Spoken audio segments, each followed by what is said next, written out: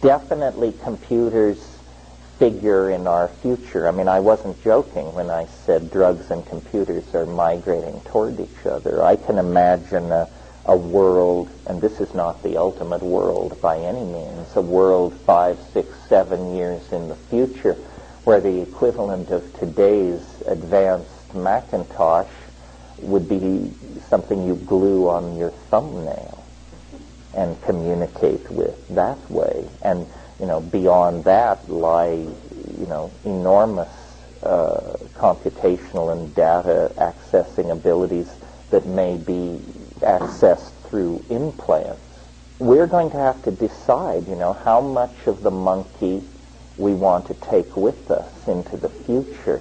We don't want to take the homicidal killer. We don't want to take the male dominator. It would probably be a mistake to leave the body entirely behind. After all, the body gives us our orientation in the world and our sense of ourselves as somehow co-extensive with animal life. But how much of what we call human is really human is going to be a major topic for discussion from here to the end of time. Sexual ecstasy on ecstasy? Oh, on mushrooms. Oh, I see. Well, first about MDMA. Well, there is no doubt that from here to the end of time, whether it be 18 years or 1,000 years away, science is going to produce more and more psychoactive drugs. There are psychoactive drugs on the shelf now waiting for human testing and government approval around the world. We cannot explore the brain, we cannot explore neurochemistry without these drugs being a natural consequence of this program of research. MDMA is a cyclicized amphetamine like MDA, like mescaline, which is a naturally occurring compound of this type. In the hands of a skilled psychotherapist, MDMA leads to conflict resolution, insights into relationships, this sort of thing. I'm not entirely convinced that it's the silver bullet for these conditions. Every drug that has made its way onto the alternative culture scene has first billed itself as a love drug. That's an unfailing market ploy to get a drug to the forefront of public attention. Cannabis was sold to us as a love drug, LSD, psilocybin, ibogaine, MDMA is no different. MDMA does promote a certain kind of empathy, not a whole lot of vigorous sexual activity.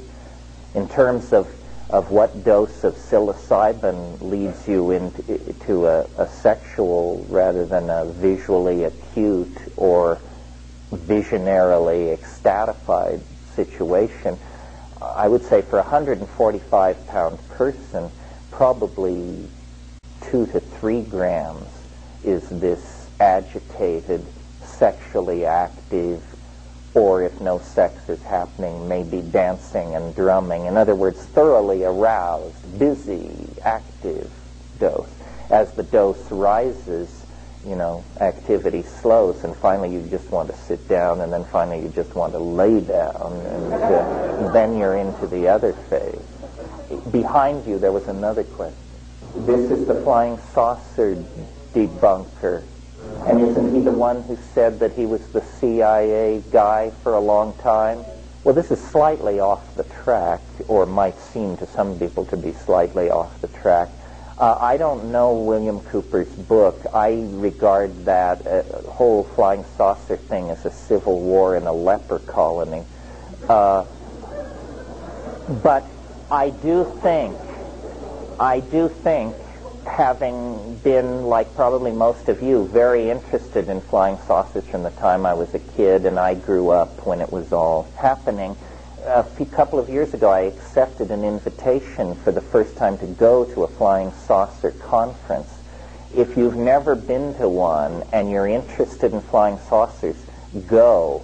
You will have more insights into the phenomenon in a conference like that than in 10 years of studying it, because what's perfectly clear is that these people are self-selected for gullibility. And it's not their fault. It's just that the ticket through the front door is, would you believe this? Would you believe this?